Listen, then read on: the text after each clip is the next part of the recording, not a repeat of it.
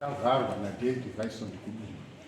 Road inoenda pamba pangu ichipfuurira kuenda kuBondo.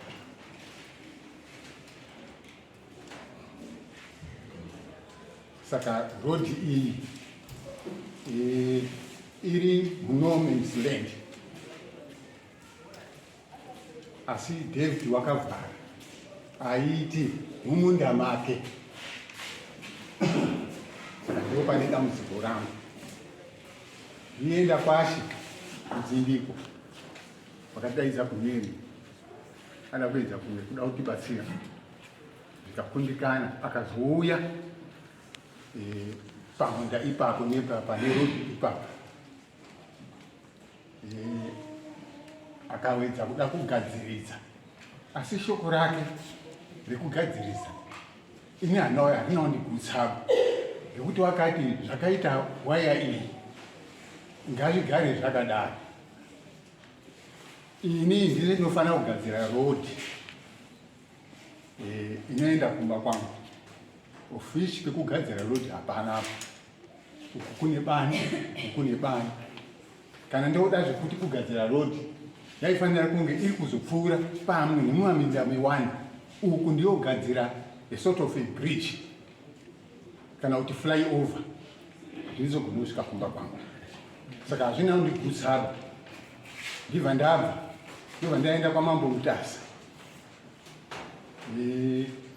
Apa takatongwa ndishe mudzindiko ndandine mawitness angu akakwana, asi vaisoni mawitness ake aindimuziva akanga aripo maovheti aitisikagari nawo. Ndaiti kwaMambo Mutasa tasvika ikoko vaisoni vakati inini handina kuuya newitness, uyu ndiri kuona aine mawitness. Saka enda kwanguzi uya kunoku nditi ndiuye nashe zvikanzi aiwa ngouya iwe zvikanzi ndimambo no zvakanaka takukupa rimwe zuva iwe uye newitness yako. Saka David wechipiri kwaMambo Mutasa wakauya newitness yake ishe mudzindiko akawitnessa matongero akaita nyaya iyoyi. Aiva nemashoko ayo akataura ishe uyu asina kundigutsa, ayo akanzi namambo hazvitauri kumunhu. Saka zvadaro mambo wakabvunza ishe mudzindiko kuti tsungo ndeyako here, akati hongu chienda unogadzirise.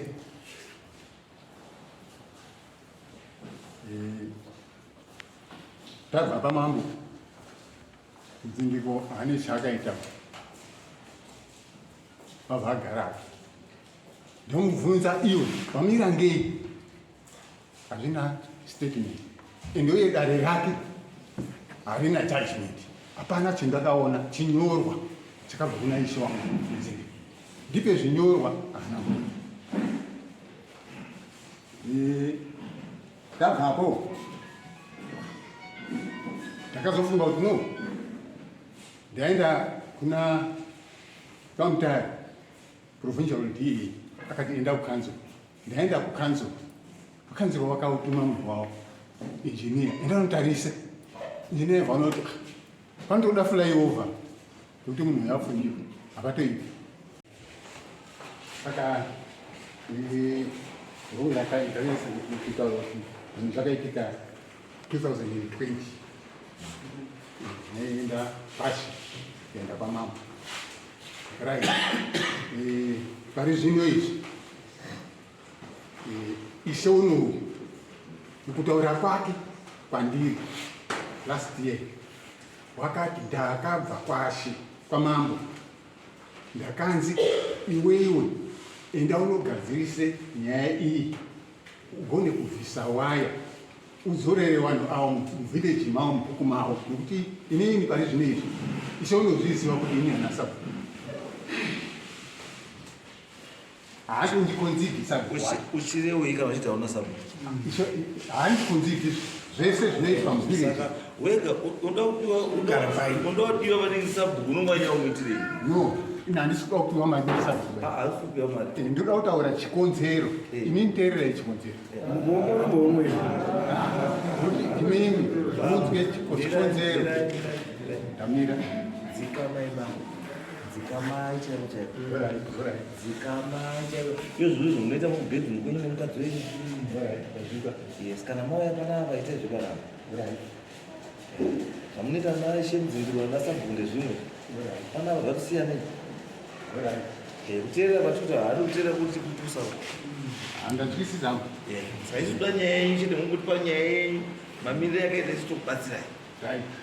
Saka nyaya yangu inini ndifunga ndataura musoro yenyaya yekuti iroti inoenda pamba pangu yaane more than 200 years iripo izovharwa asi iri muchina.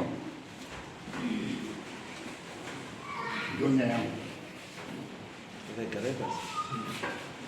Akavhara road wacho ndiani? Dyson. Akavhara road ndiani? Dyson. Kuripera.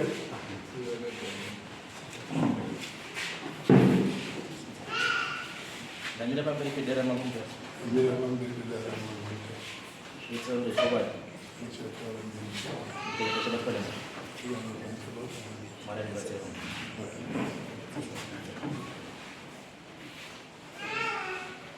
Sorry, chamanga. Yes, sir.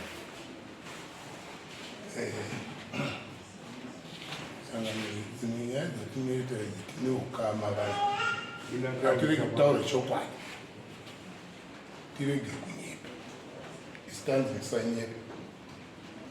Munhu akataura nyaya yekufuraiova hari unye, munhu akataura kuti ndati akataura nyaya yekufuraiova hari unye akaenda kwese kuri kutenderwa handiyo nyaya yatafembera. Ini ndakafonerwa zuya handirambi pese panongondosuka anongondisukisa ndiko handiti isisu dunhu redu tiri wairi tagara tibvunzwa ishe wakabvunza muri kukanira nachainere 0 handiti hapana hatisi kukanira nachainero basi chainero chimukana chepakati pedunhu kumwe uku kwete handiwo zvakaita dunhu redu. Dunhu redu rakabvira kuganwa ngeshomudhureni uri kuzasi une propati yake nerendi yake, ari kumusoro ane rendi yake. Kana isho unondipupurira, kana wekanzuro vanondipupurira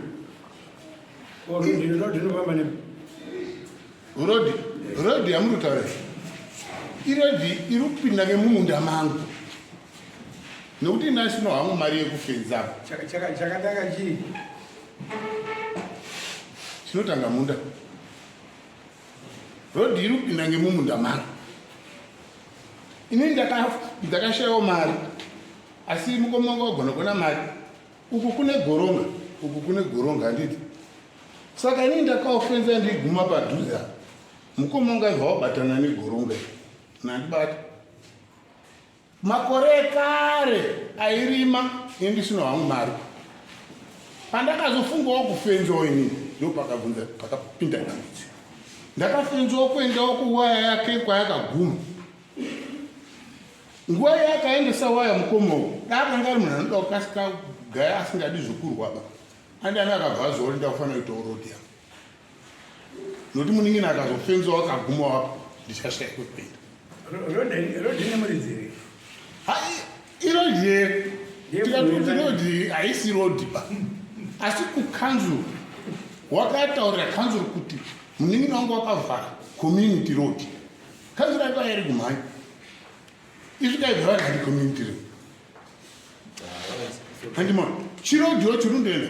Saka kanzuro yakauya ibva yati pakati takaenda kwasho ishabva atonga tienda kwamambo mambo aibva atonga iye aizoenda kwese kwautaro kanzuro yakauya kairi ibva yatonga ibva yati aiwazvo chiregera rodhi yako iri kupinda nemumunda memuning'ina uri kukata munda wemuning'ina saka iwe chigadzirawo yako rodhi ngeuku. Kanzuro yakapedzisira yakati wakuru wacho wakazonzi ngawauya wakauya wakati chena ngekumusoro kwomba dzemunin'ino ubva wadzika ngekuseri waenda kumba kwako ndo zvakatonga pano usapinde mumunda memunhu kana iwewe waona kuti zvakunetsa usasaswera uri mhangara mese bomo chienda kukoti isusu wekanzuro zvatanyora panapa mupepa iyi ndo zvatichawerenga mukoti wanzwa here akati hundi nendirikushandiswa kuona ndirifonelonzi rudi kana kwamambo kune yenyaya yerodi nerodi rodi yacho yakadidini kana mukasvika ipapo munoshaya kuziva kuti shwashi chiri kutaurika pana nzvimbo dzekugadzira mugwagwa dziripo mukoma wangu adi kugadzira mugwagwa kana rodi yari kuda kushandisa ngedzangu nikugadzirai nekamugweji kangu haagadziri rodi kana kandoona kugadzira rodi unopfuura kana kaona ndagadzira rodi ndaisa madhireni wobva sunga chikoshikare chine mavhiri esimbi kubvatura handitauri hangu bani vonyarara hangu asi kana kusungiswa kwesoko ndofunga kana kakake chi48 kusungiswa kwesoko munhu ndisungisa kwese aingopiwa nemapisi odha aididini ungondoramba akanondisungisa iyo zvizvi zvinoitika akaona kuti kwapinda mambo mutsva ndaunzwa pamambo akaona kuti kwapinda ishe mutsva ndakwa ishe akaona kuti kwana da munyuwani ndakwa da hadziperi nyaya dzacho akazwa kuti kwana major street munyuwani kwa major street ndakudzara ndakutanga ndingosenza unoramba ingosungisa kukoti yakawakwa mazuva ano paya ndakutoiziva naisikatombo izvi ndakutosungiswa ndasungiswa akandoziva kuti papinda mambo mutsva papinda mutsva chete anoziva kuti hasi kuziva nyaya dzedu odaenda kuni mangari saka angamagara yakamira senyaya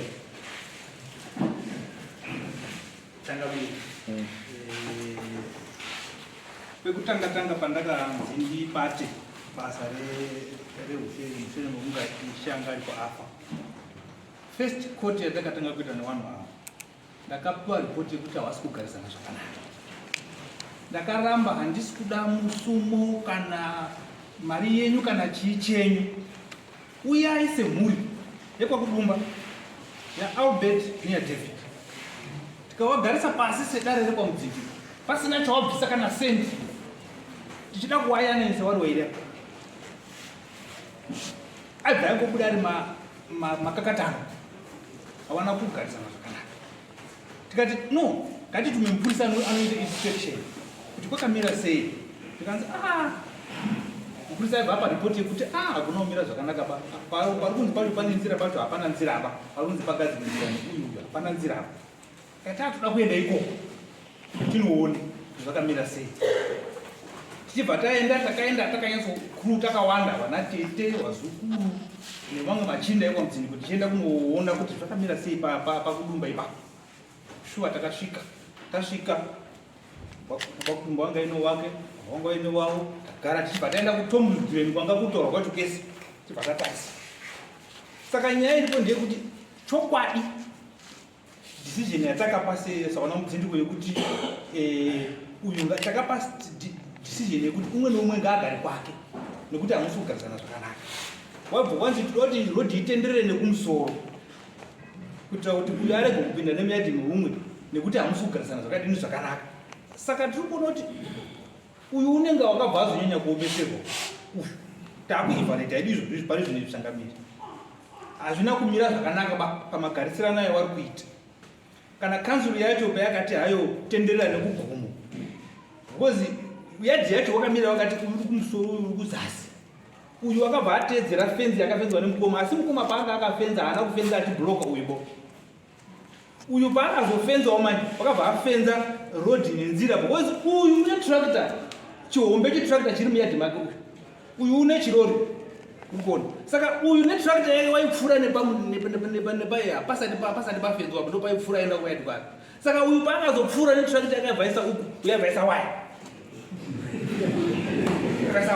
nanhasi tractor irimo muyadhi make haibudi zvaari kutaura kuti bekavha haitobudi patractor irimo yakavhara ndikuona saka manje zvawakazokangarisa ndezvokuti pawakadaidzawana kanzura kwakanzura kwauri kutaura kwawakaenda ina vanonotaurira pawakazoisi zvakaita zvinori zvese wakaita ndisingazivi changamira wakandidarikira asi chandiri kugumbukawo pane awa pana Albert patakaya chakazoita kuti nyaya yake iregere kunyatsotora value kuti tikwanise kubatsirana nekuapurocha babawo kuti baba tokumbira kuti mutsunure mwoyo mabva mazovharira mukoma nzira sei kuti tibva tanyarara because iye anga akutozvitonga wakati iwo hausi isheba iwe padare wakati hausi isheba iwe akati futi uyu iwo hausi sabhukuba iwe wakashora dare tibva tanyarara sakamukana mhazo kuti hatisheba kana zvakadaro zvakashata wadii zvaonata hakusi nyaya yako ino yakanzi gadzisei namambo Mutasa wadii kudzoka kwamambo muugadziriswe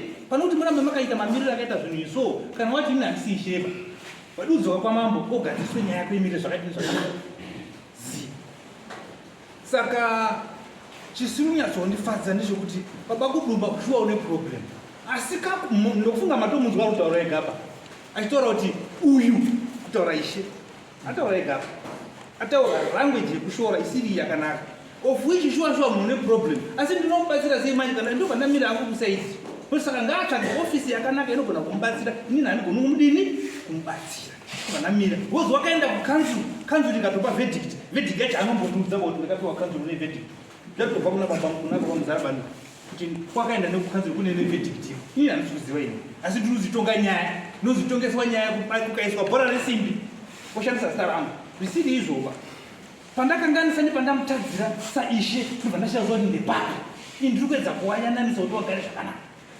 ndaakupiwa mhosva of course shuwa kuvharirwa rodhi wakavharirwa wakauya kumba kwangu awa ndofunga machinda matatu arapa wakauya kumba kwangu watumwa na Albert wachida kubvunza nenyaya iyi ndikati nyaya chaichaendepo wachiti tinoda samoni rawakatisunga naro iwe mudzidiko tipe samoni rako ndikati muri kuda samoni rekudare kwamudzidiko randakakusunga inaro maane koti here kwaKudumba uye futi dare rekoti yangu samoni rekoti yangu ngerekoti yangu harisireni kana muri kuda tsamba pana bekuti nyaya yenyu itongo kwaMutasa ndigona kupai tsamba because ndoti mugare zvakanaka muda tsamba here kwati muda samoni pawakazoda tuda tsamba hawana kupisa chinhu changamire hawana mari yawakanaya kana nemusumo wekuti tiri kumbirotaura nemichangamire handina kubvunza mari handina kubvunza chinhu wakangotaura chimbisa hawana kumbotaura chinhu wakasvika mba pangwa hawana kana sendero wakabvisa rekuti tinoda kutaura nachangamire ba hawana tauya kuzotaura newe iwe wachindinongedza kumeso kwangu inini pamba pangu handina kuatuka handina kuwaita sei asi ndakawabatsira ndikati ndiri kutori mugarisane zvakanaka asi ndakupai tsamba iyi ndakawapa tsamba ndikawanyorera mushure maizvozvo baba Kudumba vandifonera iwewe wanyiba vana wangu inonzi samoni uchandipa samoni iyoyo uchandipa uchatongwa nekuti waramba nesamoni kuti undipe samoni yaunofana wakandipa ndikati kana maane dare kwaKudumba ndigona kukupai samoni because munenge maane dare but asi dare rekwamudzindiko hari kupi samoni rekwamudzindikoba kana maane dare renyu mukuitawo masamoni ekwaKudumba endei kunext phase tonzwa kuti nyaya yenyu tongwa sei ndo matara ndaka saka handisi kuziva dambudziko rake riri papi shuwa dambudziko rerodhi riri kuchangamira parumuzi pacho agadzire rodhi atendere ndokumbira wakaKudumba musunungure mwoyo wenyu kuti munhu aonewo kupfuura netrakita ndo chikumbiro basi chaakuda kuita asi wakashora dare ramudzindiko dambudziko retrakita rerodhi riripo asi matauriro ayo wari kuita changamire haana kunaka akashata ndinobvunza chimwe chinhu kukanzura yakapinda sei yakasvika ini singazivi kanzura yakapinda sei because kanzura itongi communal area ndofunga manyatsa kutaurwa nashe kuti ndiwo wakaenda yakambouya imbogadzirisa avadzi vadzoka futi kukanzuro kwacho kubva kwazouyiswa wakuru wacho ikanzuro wabva watenderera nzvimbo dzacho dzese nekuona kuti pane panoita kuita rodhi ndobva wati pane nzvimbobvunza mamboba kanzuro yakapinda papi ndiani wakadaidza kanzuro saka ndati ndiwobatsirane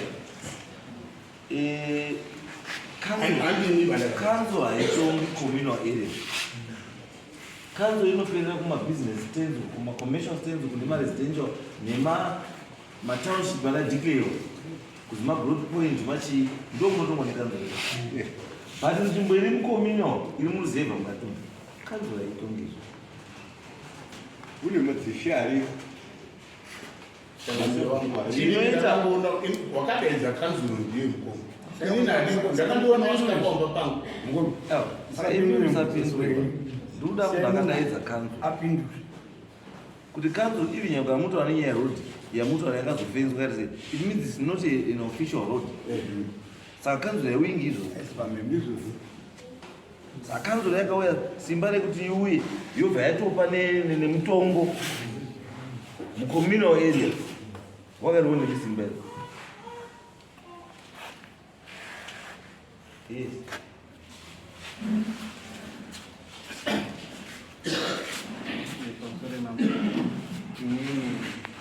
Ndakadaidza kanzu ndinenge nawo update. Takaenda paDA tora Richard Prince. Takaenda paDA totaura ngezvazvo munhu akanga ndisekuru akanga ati achimboendai paDA pamwe mogona kubatsira. Ndobva taenda paDA tatamutaura dambudziko DA yaibva ati isisu hatishaiti zvemarodhi dakanya zveminda zvakuitwa ngekanzu chiendai kukanzu. Saka ndo masvikiro yatakazoitopi kukanzu.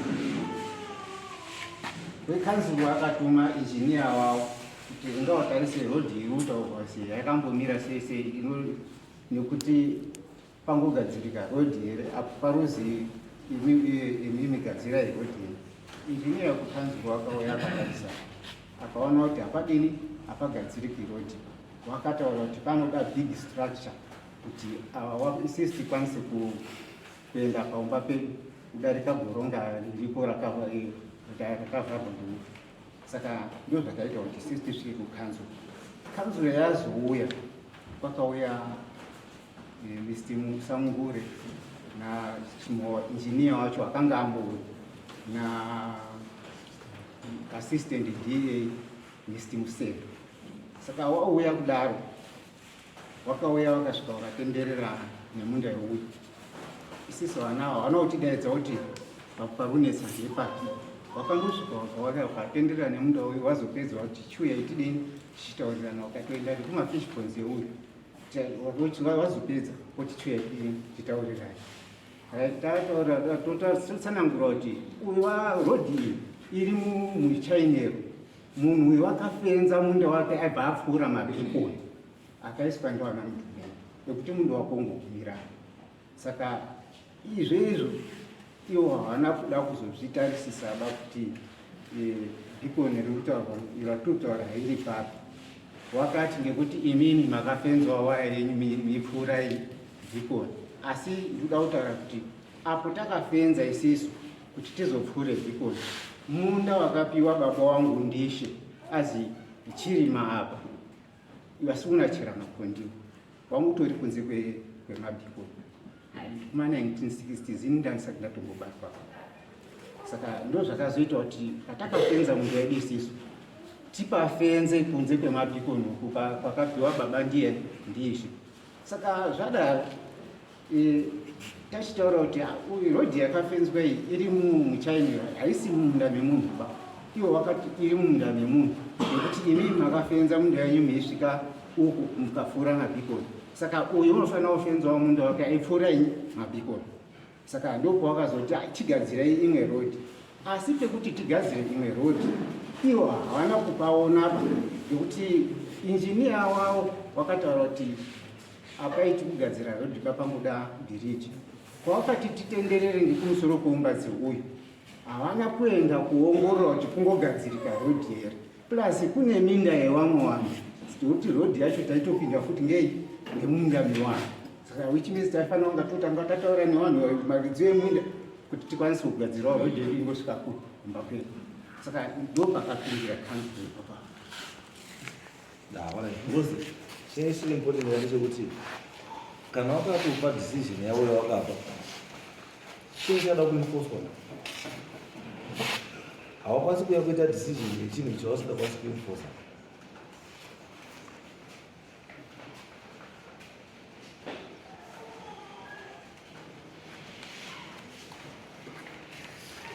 And titesani so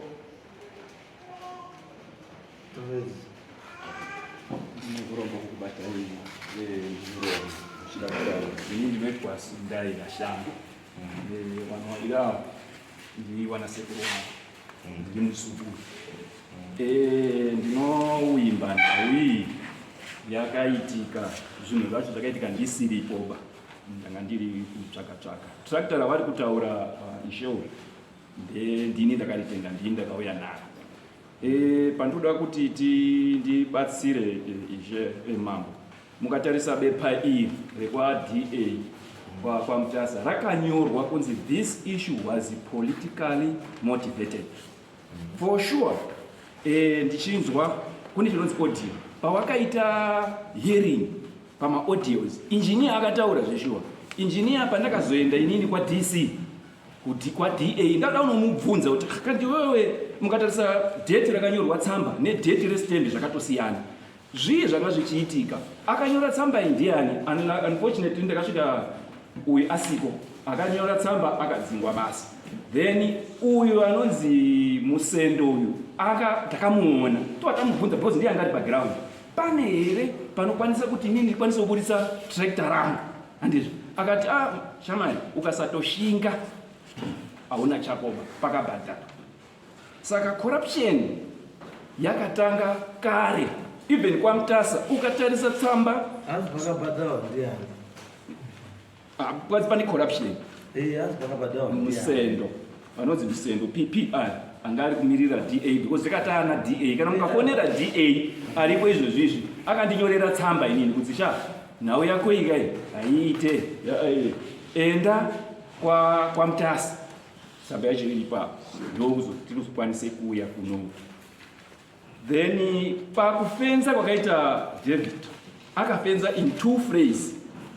I'm sure maobve takapiwa mari rini amene kuma 97 somewhere ndo paakafenza first afenza aigumira pamabhikoni pandakazouya ini 28 netractor ndo paakazoextenda fence yake mukatarisa isi 2021 ku 2020 ndo paakazofenza obva abuda kuenda kunze mukatarisa futi ndingati kubva pamabhikoni kuenda pabani apasviki even 100 meters it's less than 50 meters if I'm not futi inzira inodai kumusoro kwachoko kana 10 meters hadzikwani right tichirukura inini asati akurima pauyu pamuda pari rodi irororo raishandiswa nevillage wachiri wakatumba twematsapi munotiziva kuti matsapi twemiti vachidarika naipapapo vachibira kumhiri kune chirwizo chinonzi dora vainotema miti inini ndakatombototemawo miti yekwanyadongo ndikabhadharwa was maybe 8 years so tikatotakura dzimwe nzira yawaishandisa iri kure yaishandiswa because village yacho inenge yakareba ichienda uko andizvo road rakagadzirwa kudhara mudiki maybe kuroad iroro ndisingazivi hangu makore ake but unofanira kunge ari mudiki wakatozouya kubva kubasa achizopiwa munda iyoyo road iroro riripo risina kana panongoita problem okay kuruta wakafenza andizvo but is there anyone akauya kwa mambo kana kwashe kana kwasabhuku ati aiwa ini ndaitwa disturbed hapana angaungana ari kwashazopindura then pane tsamba iyi yakabva kwa judgment handizivi kuti kana muchinyora judgment munonyora kuti sabhuku Kudumba not David Vaison I don't know ndakatombozvibvunzawo izvozvo iripo patsamba yacho judgment yekwa Mutasa yakanzi ishe ngaadzosere ishe ngaanoripedzisa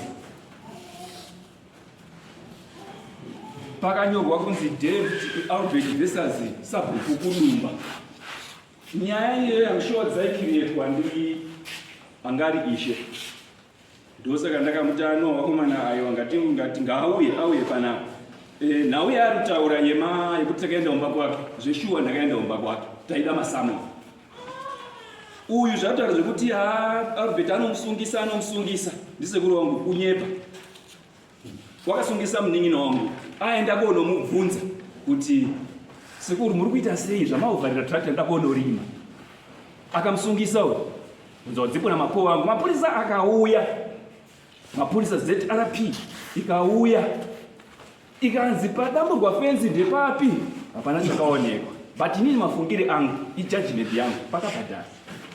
Then imwe nyaya yataurwa naishawa yekuti masamoni zveshuwa takaenda pake tikanetsa nenhau yemasamoni. Masamoni ayazve tati kuwada achiti hatipi ndopa akazotipa tsamba iyi ndopa ndamubvunza kuti iwe judgment ndeye muna 2021 handizvo, now tiri muna 2025 wakundipa tsamba iwewe due to the fact yekuti hausisiri isheba.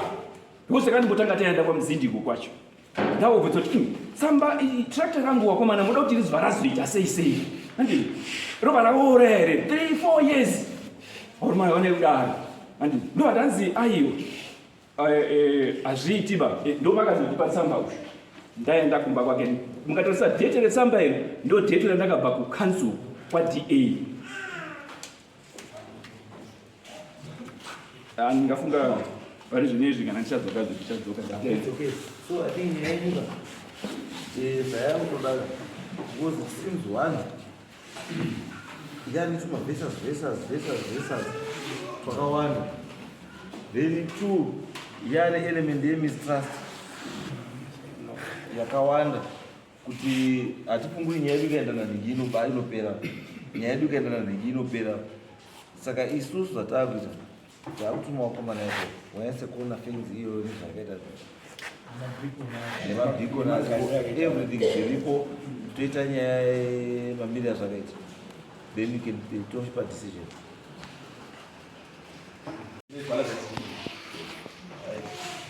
ndo baba wangu nila sikuni hawa nibamina kuna mbona muziki nakotao right nawe yangu pana ule road ya wari utaura yangu kuti sekutara pamaita mambo kuti muchaita kuti puye vanhu venyu nini nzvimbo yana baba wangu wese mauri kutaura kuti ai wakazodai haindimbo dzana sekuru iwo ugarawo pana sekuru pekumpirwa ndepana Kudumba pauri kugara nditika.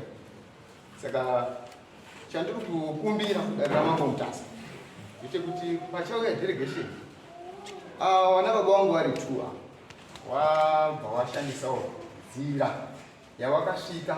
Vana baba vavo vari 2, baba vauyu baba vangu baba uyu baunini vangu vari kushandisa kuti pari izvozvizvi ava pavachaenda kugadzira rodhi pavakanzi vagadzire vari kunodzika nemumunda mangu avo izvozvizvi pavari kufamba vaikinda napo prince yangu munda mangu ndoma ndoda kurima inini mavari kufamba vaikinda napo izvozvizvi paukaenda napo arikuyagadzire munda mangu. Saka ndikukumbirisa kuti pavari pamba panouya chikwata chekunoko achikumbiro kuti avo varume vari 2 avo vakaizi yavaishandisa vakasvika ini sikazodisturbi inini ivo naivo inoita kuti vabva ngoti pavaifamba navo vozi vakapiwa nana sekuru vakasvikawo pana sekuru vana baba vavo ini vadore ndakasvamba ndepana kunhu nzvimbo ndeyana kunhu ndakadopiwawo ngoshandawo ri apa fana.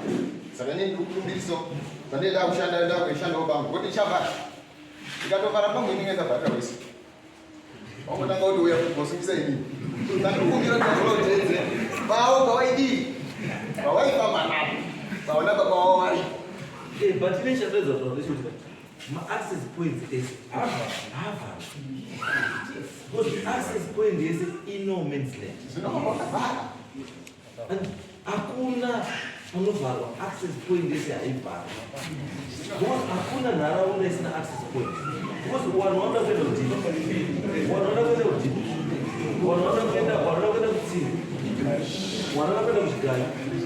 Mombe dzikuda kufamba dzichienda kudhipi kuenda nekudzoka. Vanhu vachada panofamba nemwombe uchienda kudhipi kwaunofudzira kumafuro. Saka mukafenza everywhere dzinoenda nepi? Because you must think pane munhu akagara pakati pane akagarawo ava wese ava wakafenza uri pakati apa unopinda nepi? Akatenga moto asiya mashopu just because mimi munhu hamuda kuti apinde nemotokari wochitenga ndege manje.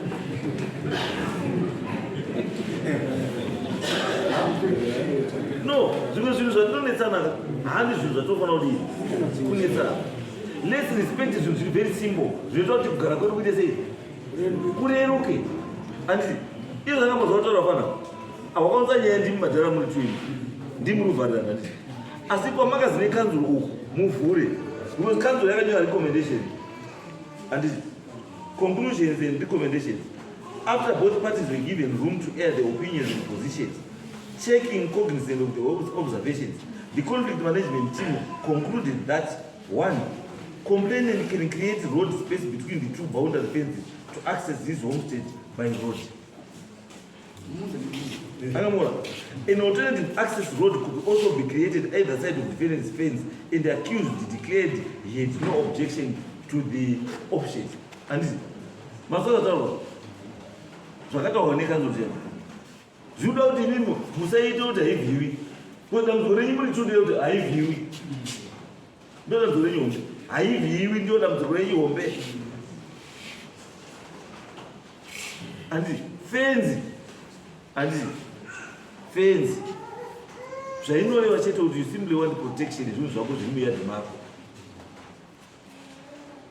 And but it can also work as a boundary. Yapo next to you. As you know, we cannot offend the Paco, deny a moon, access to his property. No. She faced the thing, she was to offend. This is in the offense. Moon are one of Family, one of Pinda. All right. Which are not offense. Over without him. As you look to Uchafa. And Musu for coffee dragon named a nip.